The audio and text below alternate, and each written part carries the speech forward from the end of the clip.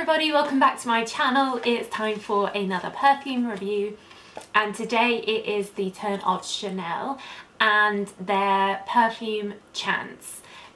This perfume came out quite a while ago, 2002, and it's been a consistent seller, you know, not in the top bestsellers like Coco Mademoiselle is, but I think a good seller, consistent seller, and people that wear it really like wearing it and will keep going back for it.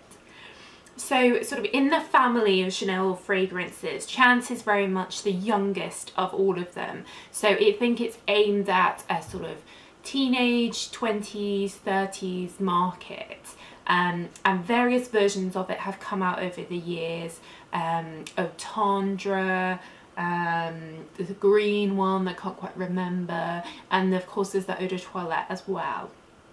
So this fragrance is kind of not what you expect from the marketing and the bottle itself. I thought it would be very, very light, and when you first spray it, it is quite light and you think it's going to be very light, almost like a sort of Marc Jacobs Daisy, but actually as it settles it becomes quite musky and powdery and much stronger than you think it's going to be.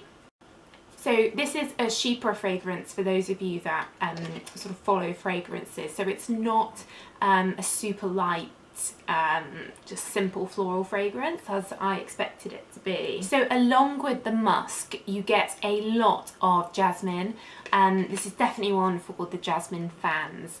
To me, it also smells slightly oceanic, though I know it isn't an oceanic fragrance, but if you like the Issey Miyake fragrance or Acqua di Gio from Armani, then this is definitely one to try.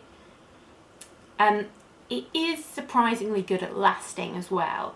The Eau de Parfum, of course, I'm not too sure about the Eau de Toilette, but it is something that, you know, you could maybe spray twice a day and you would smell of it all day. So for a younger fragrance and what sort of positioned as a lighter fragrance, that is quite unusual and quite good.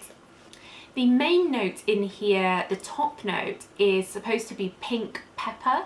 Now I'm not entirely sure what pink pepper is supposed to smell like, but I don't think you really get much of that. At first it smells kind of fresh, kind of green, and then after, you know, 5-10 minutes you'll go down to that more musky, more floral and deeper scent.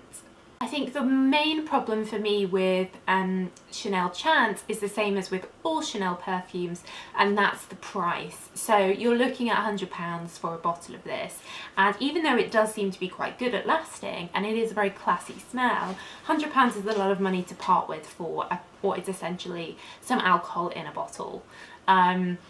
So I think this is definitely something to try with caution. If you absolutely love it, then of course get it.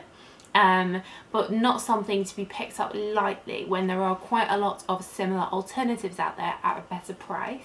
So things that could be similar which are a bit cheaper, so Narciso Rodriguez, either the pink or the black bottle, it doesn't matter, got those similar powdery tones and equally good if not better for lasting.